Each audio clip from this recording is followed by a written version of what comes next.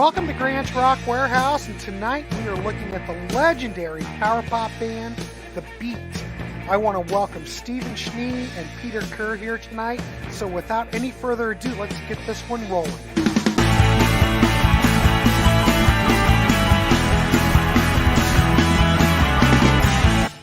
Welcome to Grant's Rock Warehouse, and I want to welcome Stephen Schnee and Peter Kerr here tonight. You know what? I don't think I've had both of you gentlemen on this show at the same time, so I'm not sure if the internet will break or I'm not sure. But we are live, everybody, and it's St. Patty's Day. It's Happy St. Patrick's Day. Happy Get your Guinness out. So whoever, I see we have 3 people already tuning in. Please leave a comment. Please please leave a like while you're here. But tonight, we are looking at power pop greatness. We are looking at one of the premier power pop bands, The Beat, Paul Collins Beat, whatever you want to call it. There you go. You know what? I was going to pull my records. Oh, you've got the CDs, so we're good. I've got the CDs too. But I've got the records too. But again, I failed, but that's okay. So yeah, this is part of this is Power Pop, the series. If anybody's been following this channel, you know what this is about. I love Power Pop, and I've got 2 gentlemen here tonight who are experts in the genre. So anyway, Paul Collins. I'm going to hand it over, Paul Collins and The Beat, for God's sakes. I'm going to hand it over to Mr. Stephen Schnee to get us started for this. And then we're going to look at those first 2 Beat records that were on Columbia, and there you go. Hey, so Stephen, you want to start us off? Well, for anybody that likes to hit their microphones, I just did it. Well, it happens on here all the time. For anybody that is unfamiliar with The Beat, the origins of the band started in a band called the Nerves, and the Nerves was a drummer, Paul Collins. Then you also had Jack Lee and Peter Case out front, and they were this great trio, put out this EP, and the EP is known for a song written by Jack Lee, and that was a song called Hanging on the Telephone, which was later covered by Blondie. Unfortunately, it was a short-lived band. They didn't record anything much beyond that EP, and I think some live shows. And then Paul Collins and Peter Case broke away, and they formed a band called The Breakaways. And The Breakaways, I think they put out maybe a single, or they did have some recordings. And then they sort of incorporated Micah Ruiz and on drums and Steve Huff on bass. But then Peter Case left. So Paul Collins, that trio there, became The Beat. And then they brought in guitarist Larry Whitman and Peter Collins. His brother, Paul. Yeah, I got it. Yeah. Paul Collins had a connection with a gentleman that we all know and love by the name of Eddie Money, who had been a friend of his in San Francisco. And through Eddie Money, he met producer Bruce Botnick. Mm-hmm. And because of that, he got signed to Columbia, and out comes one of the most glorious rock and roll power pop albums ever in the entire existence of the world. This right here is a perfect album. And that is where we're going to begin now as we talk about these albums. It was just a short intro. I didn't want to get too long there. Right. But if anybody realizes, the interesting thing about the Nerves is, of course, Peter Case went on to form the Plimsouls, and we all love the Plimsouls. We've talked about the Plimsouls, and there you go. Peter Case is right there in front with the glasses. Then Jack Lee, who didn't have much quote unquote success because the Plimsouls and The Beat, they may not have been top 40, but they are now legendary. Jack Lee did put out 2 albums. One was called Greatest Hits Volume 1, and stupidly, I'm forgetting the name of his second album. But it's interesting because he may not have had much success on his own, with his own recordings. He wrote like I said, Hanging on the Telephone that Blondie recorded. He also wrote the song Come Back and Stay, which was a big hit for Paul Young. So he seemed to have the most success in terms of songwriting, but Paul Collins and Peter Case had the most success as recording artists. But I'm just curious, Steve, since we're talking about the Plimsolls and we're talking about the beat, do you think that the Plimsolls had more success? I mean, once they got signed to Geffen, I mean, they only put out that one album on Geffen. well, they had But the Planet. Right. Go ahead. No, go ahead. I'm Well, sorry. what I'm saying, I know they had the first record, and then they got signed to Geffen, which I was always surprised that even happened, because timing, power pop. We're talking early '80s and blah blah blah. But do you think that they had more success with that Geffen Plimsolls album than the Beat ever had, or I don't know? Like if you want to talk about an impact, I think that like in the power pop community, and I know that a lot of power pop artists aren't really keen on the term power pop because they don't want to be pigeonholed. My terminology for power pop is this: the core, the base of power pop is rock and roll. Everything around it is what makes it power pop. The wonderful melodies, the hooks, the harmonies. These are the things that make rock and roll power pop. And when I'm referring to rock and roll, we're going back to the, not Elvis, but we're going back to maybe Beatles era, where it's just a beat combo basically. And a lot of power pop artists probably would rather be called like melodic rock and roll or something. But I think, getting back to your question, I think the Plimsolls may have had more commercial success because when you go out and you look at 80s compilations, you're always going to find Million Miles Away. Right. But with Paul Collins, who created one of the greatest albums of the era, and I'm not joking. This is definitely. Oh, well, I'm totally down. Yeah. Oh, yeah, I get it. Yeah. This is a 12.5 out of 10. And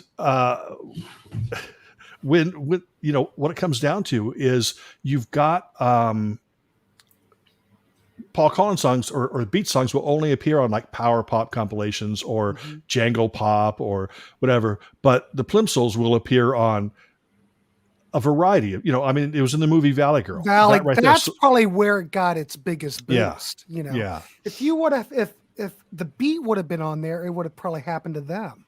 But it just so happened, it happened to the Plimsolls. But whatever. But that's their claim to fame, being on that soundtrack, probably. Yeah. Yeah. Well, they got on the Caddyshack soundtrack, at least, I guess. Well, they recorded a song for the soundtrack, but I don't think it ever was in the movie. It may have been on the soundtrack, but it wasn't in the movie. But it ended up as a bonus track on one of the CDs. Yeah. It was credited in the movie. You actually see it credited in the movies, but it wasn't in the actual film. Yeah. But that album would have sold a few units, wouldn't it, in the day? I would have thought, yeah. Maybe. Like with Kenny Loggins, that was a little bit of a minor hit, wasn't it? It's All Right, or whatever the song was. Kenny Loggins, It's All Right was a big hit here in the States. Yeah. That was probably the biggest hit off that whole, that soundtrack. So just being on a soundtrack, you get residuals if it clicks over. So. Yeah. Well, I do know one thing. I've learned from Matthew Street that Stephen Schnee rules. And I didn't know that, but now I know. Yeah. Thanks, Matthew. So, but he can't watch it live. He's going to check up with it. And our good buddy Ernesto is watching while driving, which he always does. Be careful. So no one be alarmed. He's always watching and driving. Yeah. And I would call some of the early Beatles definitely power pop. Oh yeah. Well, I would too. And I think a lot of that the Who, like 1966, 67, definitely was part of the beginning of it. I mean, I Marianne with the shaky hands, all that stuff. I'm just saying. I had this series, I don't want to say it's my claim to fame, but when I first got on YouTube, I had a series called "But Is It Power Pop?" And I would go through albums and I'd talk about it for a second, and then I'd say, it's power pop, or it's not quite power pop, but it's power pop adjacent or whatever. But basically, we all have our own different opinions about what power pop is. Mine is pure catchy rock and roll with great hooks, harmonies, and it can have a jangle or it could have staccato or whatever.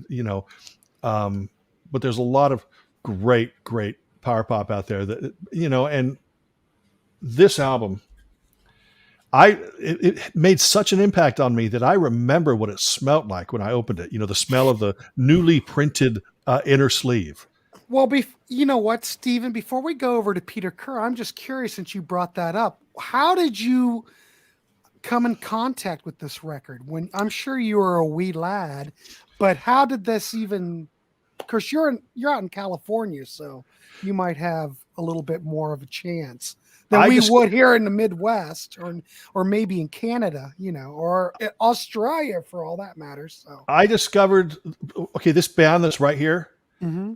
I stayed up one night to watch. This is February 1978. Stayed up one night to watch the Queen videos, but on the show that was hosted by Leon Russell, they played The Clash, The Jam, Kate Bush, and Liar before that.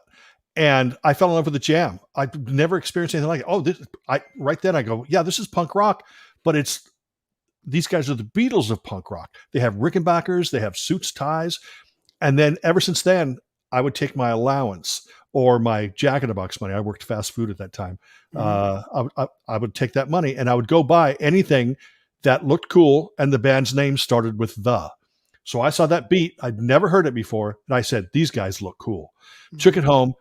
And I don't want to say I cried, but it was like, holy crap. It was one of those moments where the skies, like the clouds parted, the waters parted. It was one of those moments when it changed your life. Yes. Yeah, that's what when I heard the Knack, I had the same kind of thing. Mm-hmm. Yeah, it's true. It's true. Peter. Well, while we were there, let me pop it over to Mr. Kirk. You're in Australia. How did you ever come across like the first Beat record? Well, they had no airplay whatsoever, so I hadn't even heard of the Beat. So I'll tell you, there's a little 6 degrees of separation story how I discovered this band. Okay. So about 11 or 12 years ago, the Hoodoo Gurus, Australian rock legends, as you would well know, they put an invitational concert which featured the Flesh Tones, the Reformed Sonics, that was just fantastic, the Reformed Sunny Boys, and the 5, 6, 7, 8s. And on this bill, first act at 11:30 on the morning was Peter Case. And I watched him. He had some technical issues, but the songs were just outstanding. They had the merch stand. I bought Peter Case's album, and then I went on the journey. Bought all the Peter Case solo albums, bought the Plimsolls, and through that, discovered the Nerves and was becoming familiar with Paul Collins' work. And that's how I bought the Beat. I went to a record fair and I thought, okay, I'll buy this. Now, Stephen, sorry, but when I first heard it, I didn't like it as much as the Plimsolls. I didn't have that outer worldly experience. But to me, my ears, it's a grower. And I've been playing it a lot lately in preparation for this show, and it's a mighty fine album. It's right up there. I always think the benchmark mark for power pop is Plimsolls. I'm a bit of a Plimsolls nut, and I love this album. But every time I play this album, the Beat, I find something more sonically. I discover something new, and it's going up in my estimation. So it's kind of becoming an even peg. But that's how I discovered the Beat much later. In Australia, power pop, the Romantics, the Knack, which was like Jaws. It was just, eating everything alive in regards to that sort of genre on air. But that was probably the start and the finish of power pop. And obviously we had our local legends, the Sunny Boys, who just called it a day quite recently. But that was kind of the power pop in sort of popular culture and consciousness in Australia. Right. Well, I can just tell you this since we're starting. I found the Beat album in a dollar bin at Use Kids Records in Columbus, Ohio. And I looked at the cover. Of course, I have the CD now, but I looked at the cover and I went, holy crap. Because in Central Ohio, I don't think they got much recognition. Now, they might have got more recognition like maybe like in, Western states and things like that. But in the Midwest, I knew nothing about it. So I basically just took a chance and bought it, and instantly, it's like what Stephen would say, is the whole, my world changed. It was just like everything came into place. What year was that? Oh God, I must think my late 80s or something. Okay. But like I said, there was no, there was nothing in the Midwest. But oh my God, a great record. So basically, after all what we've said now, I'm just curious. Well, I might as well throw it back to you, Stephen Schnee. I'm assuming you would give this record a favorable review. As I said, 12.5 out of 10. 12.5. Well, why the 0.5, Steve? Because I go no higher than 12. But this album is so good. I had to squeeze in the 0.5. So what I did is I went through, and Abbey Road to me used to be a 10, 10 out of 10, but I knocked it down to 9.5 so I can use that 0.5 for the beat. That's high praise indeed. I mean, there's a lot of power pop records. What sets this record apart from all the other ones? Well, you have to remember that this album came out in 1979. Mm-hmm. I heard this when I was 15, so 16 years old. Knack. It came out in 79. Exactly. But this album, I think this is a better album than Get the Knack. I love Get the Knack. I don't know about that. I don't know. Okay. But these guys might have something to say about that, Steve. Yeah, I know. Doug's looking at you. Okay, the only thing I'm going to say about the Knack is that all those guys were all veteran musicians. You know what I mean? Bruce Gary is a studio guy. Mm-hmm. Burton's a hell of a guitar player. Doug Feiger, we know he was in Sky. And of course, we did Peter Kerr, we did the interview with Prescott. Yeah. And we know his background. He's absolutely incredible. In fact, if anyone here doesn't know anything about it, God, how long ago was that, Peter? 8 months ago? I think, no, it was a year ago. It was almost a year ago. Yeah. Peter and I did an interview with Prescott Niles from the Knack. He's got it on his channel. I've got it on my channel. Please go back and listen to that. It is absolutely his life, and what he's been through is absolutely amazing. But I'm just going to say the Knack as players are probably on another level where you can listen to that first album and just tell that, Yeah. But it's different. I don't want to compare them both, but yeah. I mean, 2020 is another fantastic debut. Right. I like to say that this is the best power pop. It always goes between 2020 and The Beat as, in my opinion, the best power pop album of all time. Again, I don't like to pigeonhole any band, right. but this is probably in my top 20 favorite albums of all time, because in my opinion, this album is perfect. It's rock and roll. It's hook laden. It's melodic. The songs are 2 or 3 minutes long, and there's not a moment wasted on the album, and it's just.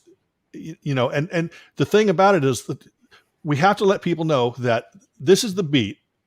And about the same time, there was another band in the UK called The Beat. And that band continued to release albums in the UK under the name The Beat. But in America, they were known as the English Beat. So, this is not a ska band. Mirror in the Bathroom is not on this album. That's the other Beat. Right.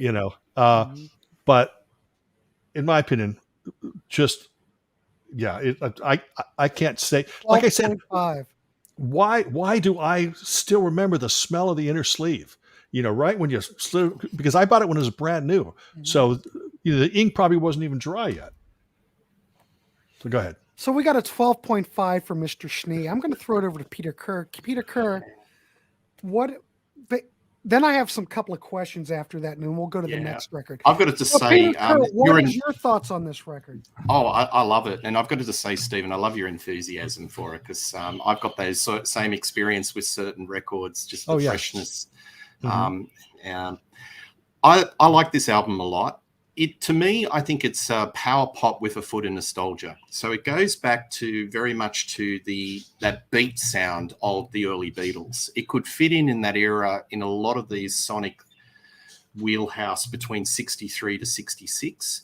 You hear a lot of John Lennon isms, a little bit of Paul McCartney. I'm a Beatles nut, and anything that's in that sort of nostalgic era of those beat groups, the British invasion of 63 to 66 is definitely in my wheelhouse.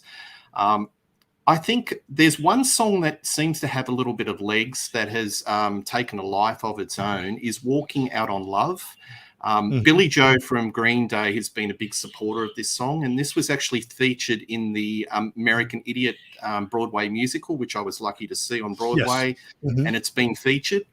But he's been a very big supporter of this band, and in particular the work of Paul Collins and that song. So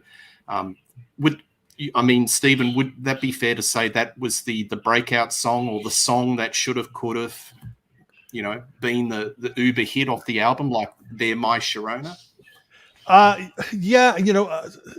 There's a handful of songs. Walking Out on Love is definitely now it's probably what's considered their best known song because of Billy Joe championing it. But there's also, like, back then I could have sworn that Let Me Into Your Life could have been a hit single. Different Kind of Girl is the song that when a lot of people talk about this album, before Billy Joe got and put it in the play, Rock and Roll Girl. Rock and Roll Girl is the song that's really ended up on a lot of compilations over the years. When people talk about power pop, Rock and Roll Girl. But you also have, the album is just Don't Wait Up For Me Tonight. I love that song. Love that. Yeah. And then I Don't Fit In, which, by the way, I Don't Fit In, just in case nobody has it, is the Paul Collins autobiography. Yeah, he does. And that song, Stephen, I Don't Fit In. I could imagine John Lennon singing that. That's in his wheelhouse. Really kind of cynical, bit dark. You see, what I think people have to realize, when this album came out, it was 1979. This album still sounds fresh today. It still sound, it's not mired in 80s production. It's not dated. It's not dated. It's timeless. Like the Knack album. Those aren't dated either. Yeah, correct. No, yeah, absolutely. No. Absolutely. And the thing is, you may say, well, gosh, and I'm not saying that you're going to say this, Peter, but you may say, well, yeah, DM3 did it better, or, anything Dom Mariani. But you see, you have to remember that most power pop bands that came after this were influenced by this record. Sure. So they built upon that foundation that, Paul Collins did not invent rock and roll. He did not invent power pop, but this is an album that is a foundation, a jumping point for other bands to say, let's take that and let's add this to that. Let's add that to it. So it was a very influential, it's kind of like the Velvet Underground album. How it didn't sell, but it influenced, 350 bands. That's kind of what the Beat did. Yeah. But don't forget, back in 79, there was no term power pop. These guys just did what they did. A lot of these bands were just influenced by the British invasion, Beatles, The Who, and it's a continuation. There was no power pop. They just did what they did. But I'm just curious. I'm going to throw this out to you guys. You listen to this record, you see the amount of success that the Knack had with Get the Knack. I know Get the Knack kind of started the whole thing because that's how 2020 got signed. Everybody was trying to get their version of the Knack on a label. Now, I'm not sure if what predates what.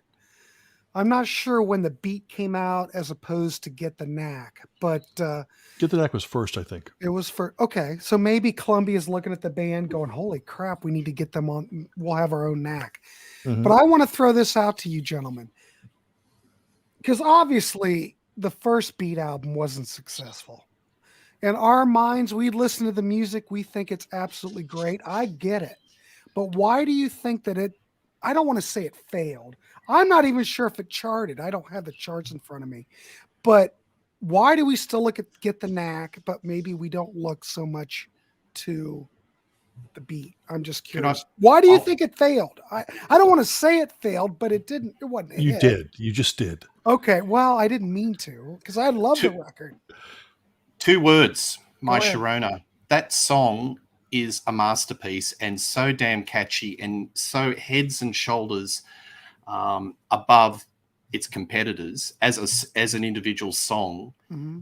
The Knack were able to sell uber copies of that album off the back of that particular song. As good as this Beat album is, there's no My Sharona, and that's my opinion why it didn't do as well. I don't know, Stephen, you might disagree, but that was like maybe a leg iron around the Knack's, waist.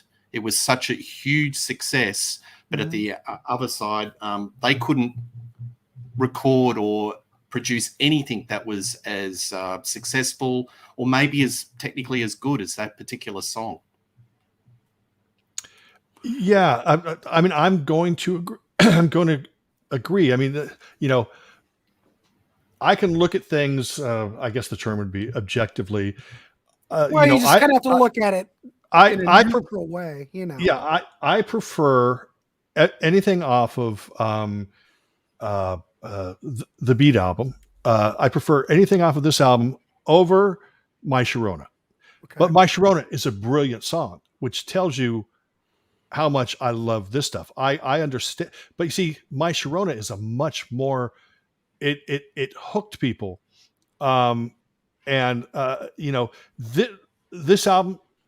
It's probably safer to compare Let Me Out or Good Girls Don't. Is closer to the Beat than My Sharona. My Sharona was completely different than anything else.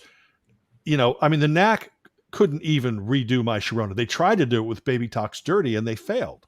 Well, I don't know if they failed. I bought the 40. Well, you like to use the word. Hey, I'm not saying. I don't think Baby Talks Dirty was a failure, though. Yeah, it was obviously a chart with anything. And I'm just saying. I'm just throwing it out there. Yeah. But again, I'm not going to sit here and fight and defend the Beat. We all feel different about it. I just feel that it's perfect. It's the perfect album. I think you can put this up against any perfect album in your collection in this genre. I mean, if you think that Black Sabbath, Sabbath Blaze Sabbath is a perfect album, this isn't going to compare to that. But I think that you can put this up against any. You could compare it to that. Well, no, you know what I mean. I know what you mean, but gosh, you're just okay. Blacks. You're just trying to antagonize me. No, Grant. I'm not. I'm just trying to talk. We're having a conversation. I don't care. But what I really want to know is, Stephen, you remember back in the day when it came out, did it get much promotion? Do you think the reason that I don't want to use the word failure, but the Knack had a lot of backing from Capitol. Did the Beat have that much backing from Columbia? No. So that's probably the problem. That's what I'm trying to get to, because I don't know what happened then. Yeah, I didn't see much. I mean, you saw the typical trade ads. Mm-hmm. You saw them on a American Bandstand. I think they may have done something like Merv Griffin or something like that. But it didn't get but you have to remember that the charts, because of the Knack, record stores were starting to be filled with bands just like bands that would fit in this genre. Mm-hmm. So and that could be anybody from Hawks, 4 out of 5 Doctors, the Plimsolls, the producers, the Beat. So I think it was difficult because these labels said, "Hey, this is a new thing. Right. let's sign every band, we can that kind of sounds like the Knack. Ultimately, I think that the market was just over, it was hard for people to say, well, should I get the beat or should I get the English beat? Should I get the beat or should I get Hawks? Or you might have a good point because you did have the beat and the beat going at it. So it could be confusing for the record buying public. I don't know. Yeah. I don't remember. But what we have to remember is this album may have come after the Knack. Okay, we know what happened. But Ivan said the beat record, the album came out in June of 79, the Knack recorded an album in April. So they might have been one of those bands that Columbia was going, hey, we need a Knack on our label. Another thing I just want to add is that the Knack had a very short lifespan. And when we had the interview with Prescott, we were talking about it like 8 months. It was all over. Right. So it was kind of very much a lightning in a bottle thing for the Knack. Yeah. And maybe with that album coming out a couple of months after, it was at the tail end. And then there was such a huge backlash and they got caught up in the ricochet. Probably like 2020 got signed too, but they didn't do anything. Yeah, but you have to remember part of that Knack ricochet thing, the whole nuke the Knack thing. Yes. We talk about the beat, let's say coming out after the Knack. Mm-hmm. But what we have to remember is Paul Collins, he went back a couple years already. Mm-hmm. The Nerves, the Breakaways, and then building the momentum for the beat. So he was there before the Knack hit. So, I mean, I don't know if that, makes much of a difference, but, what I'm saying is the beat doesn't exist because the Knack. The beat were already there. Right. The beat, I think, just got signed because the label said, this music matters to somebody. This music could be top 40, but, what do I know? What do I know? I'm just we're just here to discuss it. This is what this show's about. Are we going to get down to it and really determine what happened? Probably not, but it's fun talking about it.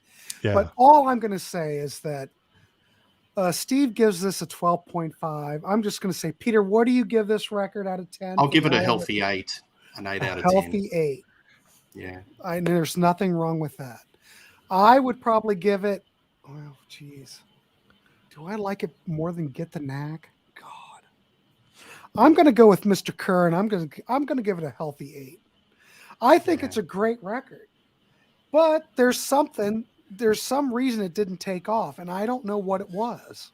Not that, like I said, I don't think we're going to come down to figure it all out, but it sure is fun talking about it. So let me look at some of these comments real quick before we go to the next record. So Christopher said, if the beat is a 12.5 out of 10, what is Jellyfish? Holy shit. That's a good point. How would you rate Jellyfish, gentlemen? 10 out of 10. 10 out of 10. I would too. Mm-hmm. Peter? I'll abstain on that one. No, go ahead. Seriously. Not into Jellyfish. Oh, I'm not really familiar with Jellyfish, so that's why I'm abstaining. Yeah. That's fair. Some Loves. I don't know what that is. Yeah. That's a 9 out of 10. That's one of Dom Mariani's bands. Their song Melt is amazing. Amazing. That's a minor masterpiece. Oh, so that's something I need to check out. Yeah, Some Loves, yes. Did they have more than one record? One record. One record, that's it. Mm-hmm. Yeah, once and done. Okay, I'm going to have to check that out. Yeah, no, really, really good. We got Tim Allen here. He said, this is the album that I recommend when someone wants to understand what power pop is. Totally. I can't argue with that. No arguments there. Mm-hmm. DC says Sharona was so accessible to the masses. Absolutely. But I think it was accessible because they had Capitol promoting the hell out of it. Mm-hmm. And the most infectious bass and drum opening to a song ever. Mm-hmm. I mean, everyone knows it, don't they? Well, if you're in a music trivia competition and they play 3 seconds of it, you pick it up straight away. Yeah. Here's something interesting. There's this festival that David Bash puts on called International Pop Overthrow. But before that, there was Poptopia. And there was this band that played, and Bruce Gary went on stage and play drums with this band. Only a couple songs or whatever. As soon as the show was over, everyone walks off stage, and then he stops, turns around, goes back to the drums, and then just does a couple beats of My Sharona, and everyone went crazy. And then he put down his drumsticks and walked off. But I saw Bruce Gary do the drum beat for My Sharona. Of course, it was years after the NAMM. Friends of mine were at the NAMM show. I don't know what year it was. Maybe it was 80. I don't know, but they got Bruce Gary's autograph. He was at the, I think he was at the Ludwig booth or something at NAMM. I don't know. But I don't know. It doesn't mean anything. I'm just throwing it out there. But Tim Allen said Baby Talks Dirty only hit number 38 on the Billboard chart. Well, I think it went better in Australia. It hit top 20, and in Canada, I think it may have gone top 5 or top 10. So it did okay. Knack was formed in 78, Beat formed in 79. Yeah, but as Stephen said, the beat's got pedigree. He comes from the Nerves, so he was there. 9.1 out of 10, Tim Allen. Okay, I can't argue with that at all. 0.1. I can't. Jellyfish is the most amazing career of a group who only got to put out 2 albums, both 10. Hey, and DC, I'm going to throw this out here because I'd love to throw this out whenever we talk Jellyfish. I saw them on both tours. I saw them on Spilt Milk, and I saw them on the first album. I'm just going to say that. And on Spilt Milk, they were playing at this bar. It wasn't at a bar, but it was outside on a flatbed truck trailer. I can't remember. Ludlow's. I think it was at Ludlow's Bar in Columbus. I knew who they were, but most people didn't. And that was the Spilt Milk tour. It was incredible. So yes, you can hate me because of that. Yes. Yep. Yes. We know that. Yep, absolutely. You know what, DC? I was lucky. But I was hooked on Jellyfish ever since I saw them. Because I saw them on the first tour, and they played the Newport in Columbus. I mean, I was hooked ever since the beginning, even though that has nothing to do with the beat. Ooh, in the Pittsburgh area, the Knack were very taboo, almost. Hey, Rich. Well, yeah, the lyrics are a bit racy, and one thing I will say about the beat, probably the lyrics are, better than the Knack. Yeah. I would say that's always been a little bit of from that 14-year-old perspective, viewpoint. But that's always been an easy target from Rolling Stone magazines and all the press about the Knack and their lyrical content being a little bit racy and sexist. But they weren't so much about that on the second album, and Round Trip, no way at all. Yes. But that kind of probably, hurt them, I'm going to say. Plus, they didn't do any interviews, so. Yeah, that can't help. We're here. We're here for you, my friend. All right, so we've given that first album a great, great review. I'm going to side with Mr. Kerr. I'm going to go with an 8, but we've got a 12.5 from Mr. Schnee, which is fine. Yeah, that makes up for your discretions. That's right. So let's look at the second album. Now, 2 versions. Steve, do you want to talk about that one a bit? I know that this is a totally different lineup than the previous record. Well, not totally different. The only thing different is the drummer. Michael Ruiz, who was the drummer, he used to be in a band called Milk and Cookies. Okay. And they were kind of like a power pop, the Quick, kind of like. I got the Quick. I got that album. Yeah, they were kind of like that, So he was in the band. So he was gone by the time the second album came out. Okay. And it was still produced by Bruce Botnick. I think that this album is really good. I don't think I think songs get as good as songs off the debut album, but there's a couple songs on here like On the Highway, which I have not bothered listening to in 40 years. Wow, my goodness. It is, I do not like it. Now, I see why people do. Okay. I totally do. I understand. But I think that there are songs like That's What Life Is All About, which is kind of like Buddy Holly meets Phil Spector. Dreaming. Yep. Let me see what else here. Yeah, It's Just a Matter of Time is great. Will You Listen? Crying Won't Help. Kids Are the Same. Yeah, I don't think it's as strong as the first album. But that's, it's like saying, I don't know. It's like saying blondes are better than brunettes or vice versa, whatever. But the other thing is, you've heard of the dreaded sophomore slump. I would not say that this is a sophomore slump record. No. But The Little Girls Understand almost gets that kind of. But I like that album better than Get the Knack. I defend that too. I love it. I love all of it. So you don't have to. Yeah. But this 1981, I mean, we had 2 years in between, which if you think about it, during the early 80s, that's quite a long span between records. I don't know if that hurt it. Again, I don't remember this record at all. I found it in the cheapie bin for $1 at Used Kids, just like I found the first album. Of course, I should have pulled it like a ding dong. But do you remember it getting much push from Columbia, or did they just kind of? It got less push from Columbia. Like On the Highway, like the songs off the first album, they seem to be sort of like if the label was pushing them, they were pushing them towards the like the alternative rock stations and stuff. On the Highway was really about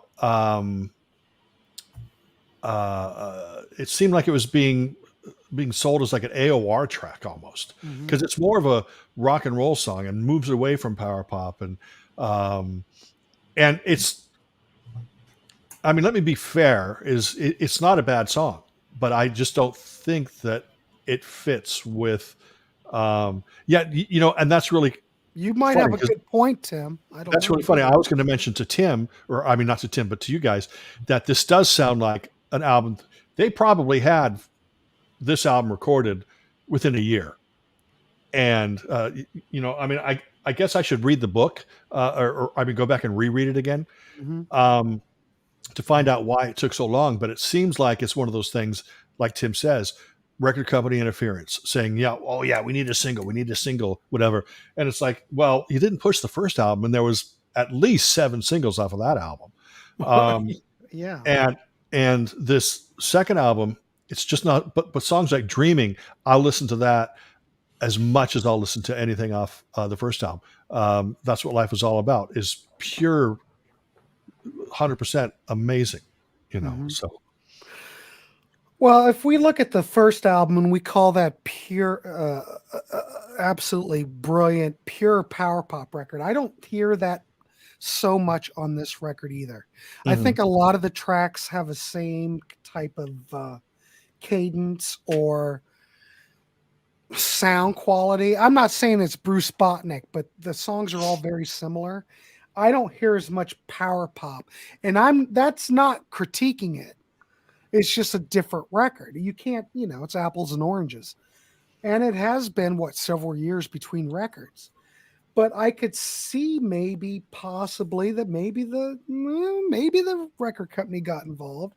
It's not quite as obvious as the third Klaatu album, which they've totally got rid of the band and had imposters play on it. You know what I mean? But I don't know. Maybe. I don't know what the answer. We need someone from the band to let us know. I don't know. We need Peter Kerr to let us know. If we only Peter Kerr. That's excellent. Stephen. Stephen, let's throw it over to Peter Kerr for the answer. Yes. Peter Kerr, can you enlighten us? I have come to this really late, so I thought the show originally was just for the first album. So I've listened to this as a bit of a speed exercise. Well, my impressions of this album. For God's sakes. Oh, come on. You know you are. Thank you. Cheap Trick. I think they have modified the sound from being something very power pop nostalgic beat to something that sounds like a little bit of that Cheap Trick wheelhouse, a bit harder, a bit more modern production. At the same time, you're losing the spirit of what made that first album so wonderful. It loses the power pop sensibilities.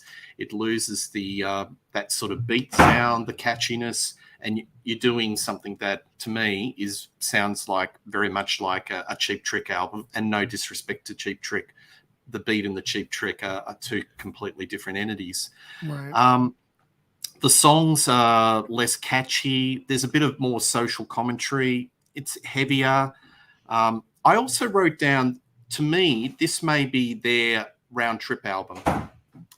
It's something, it's a little bit more experimental than the first album, but that's not necessarily a good thing in the sense of, what made that first album so special. But yeah, I wrote down Cheap Trick. I don't know what you guys think. I didn't think about that before, but I'm going to have to agree with that. I believe that this album is, it's also, I think, a reflection of probably their state of mind. Before, they had to endure 2 years of record company politics and probably, behind the scenes BS and then, that sort of changes your approach to what, you're not going to be talking about love. You're going to be talking about, life on the road kind of sucks or whatever. But it's going to come out in the music, and the music's going to be edgier because the band has played together longer. Mm-hmm. So the dynamics between the members is going to be different. And I think it's really I think if the first album hadn't come out, I think this would be a great album. At this point, I'm going to have to go with you guys, and I'm going to give this album an 8 out of 10. Yeah. It's got a horrible album cover. I can see why that, if you go to your record store and just look at visual, and a lot of people just do purchases on the visuals, like a purchase buy. Yeah. That album cover does nothing for me. Mm-hmm. Look at great album covers. That's a great album cover. Well, it's Meet the Beatles. That's Meet the Beatles. Cover. And this shows a little bit of intent. These guys mean business. But that album cover, those guys look more like the Rolling Stones as opposed to the Beatles. Yeah. You know what I mean? But I think yeah. Well, I'll give you a story. Back in the day, I knew because I had the first album, but I did not know there was a second album. But I saw this in the used bins, and I'm looking at it going, "Oh my God, there's a second album." But for some reason, when I think power pop, I look at this album cover on The Kids Are the Same, and it just, for some reason, it just screams power pop to me, even though it's not so much in that genre like the first record. But me personally, I don't have a problem with that cover. I don't know, but that's just me. But I think probably for this record, it didn't have any backing probably, and timing's everything, Mm-hmm. Contractual obligation. Yeah. Just put it out there, and they're done. Yeah, because they did drop them after that. In fact, Paul Collins and the band, they paid for their. Oh yeah. Well, there you go. They paid for their own videos. The label didn't pay to make. There you go. They didn't have much help from CBS, right? Yeah. This is like a typical. We've heard this same kind of story over and over from some of these bands. Mm-hmm. They don't get any backing, but still. They want to try to make it, and they pump their own money into it to make it happen. Absolutely. And this is just another one there's tons of these stories, Yeah. I'll give it a 7. So Oh my God, About Damn Time, Star. We started this show without you, and I don't know where you've been, for God's sakes. There was an EP. The EP came out later after this, right? We're not looking at those, but those were independent. Well, before we leave, I'll briefly we can talk about it. Yeah. I'm just curious. So the story with the band, did they have a 2-album deal with Columbia, or were they dropped because of sales? I think I assume, and in fact, I've talked about this for years. I think that in that era, everybody must have had a 2-album deal, because 4 Out of 5 Doctors, 2 albums, Hawks, 2 albums, The Electrics, 2 albums. There's the Producers, 2 albums. There's so many of those bands that put out Tom Dickey and the Desires, 2 albums. So many of these bands put out 2 albums. Off-Broadway, I did that interview with Off-Broadway. Yeah. With John, and he said, we had a 2-album deal. Yeah, so I'm and thinking we put out those 2 records. That was it. Yeah, I'm thinking that's what happened with a lot of these bands. 2 album deals. Not a lot of confidence, is it?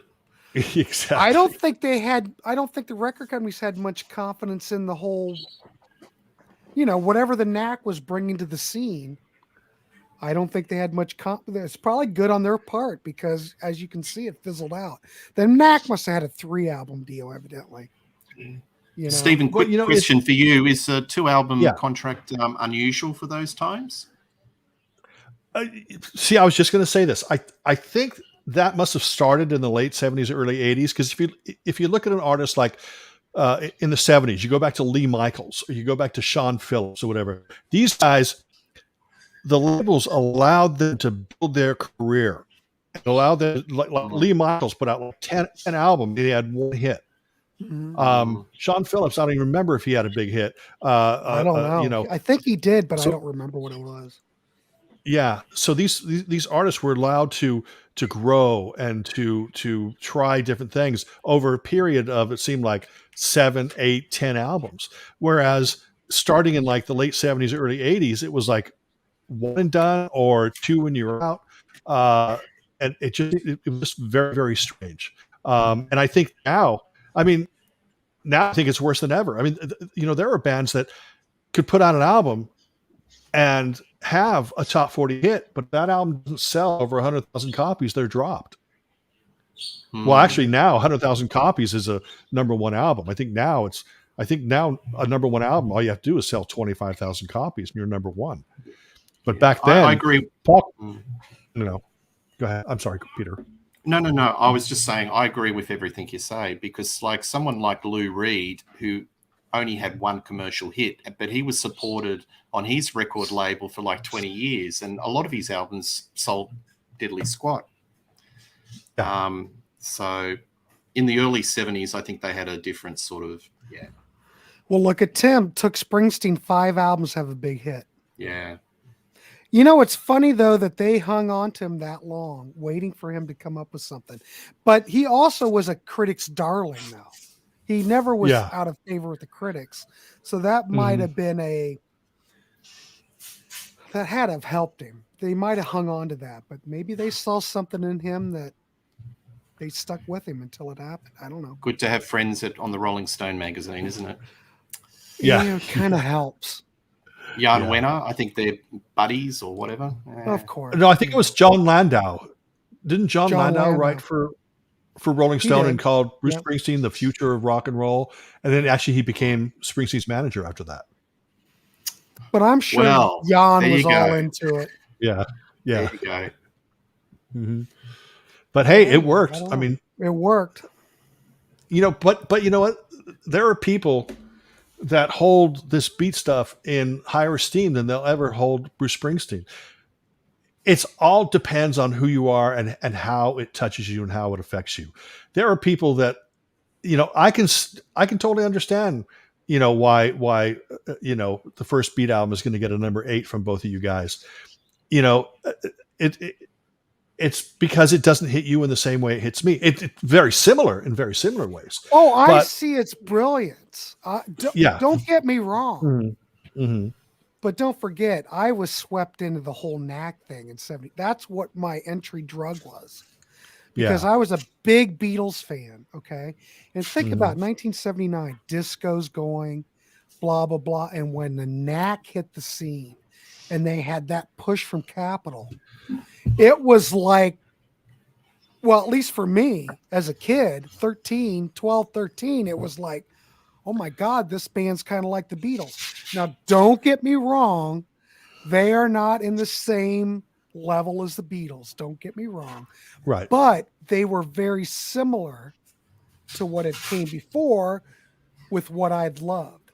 So I looked at it like, holy crap, Well, I want to bring something to your attention that you may not have considered. The Beat are so close to the Beatles that they share the same first 4 letters in the band name. I'm sure that was planned. Yeah. I was waiting for that, Stephen. I was waiting for that. This has been fun. It's been good. But before we leave, I'm just going to go through real fast. Oh yeah, we're good. We're good. Okay, Paul Collins and the Beat still continued. They put out the To Beat or Not to Beat EP, and then the Long Time Gone EP. Both of those are combined on one CD. Isn't that on Wounded Bird? Yeah, that's on Wounded Bird. Yeah, now Stephen Huff was with him up until he put out an album called One Night, which has not appeared on any CD, but it's like mostly acoustic. Still a lot of great songs on it. And then after that, I don't think Stephen Huff worked with him anymore.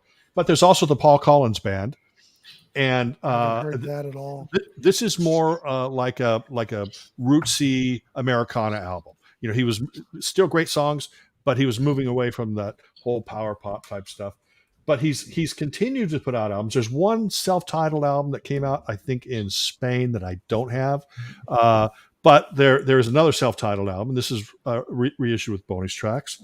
There's also he started recording under the Paul Collins Beat name again. Flying High is another great album. Now these don't sound like the Beat, but they're all filled with great power pop songs. And then there's another album there, Ribbons of Gold. Oh yeah, it's autographed. I forgot. Sorry. Look at you. And then there is the King of Power Pop. I haven't heard any of those. Outstanding. Yeah, outstanding. What an album cover. This is actually that's a good album. What is that? What is that record? This is an album that is called Feel the Noise, and it's an old picture, but it's a new album, you know, or back whatever year this was. I don't know. Someone else can tell me the year. But now he's writing great pop songs. His voice is a little scratchier than his younger days, but that happens. All that smoking. Yeah, but he's not doing, you know, I mean, he doesn't sound like McCartney or anything. Then another Paul Collins album, Out of My Head.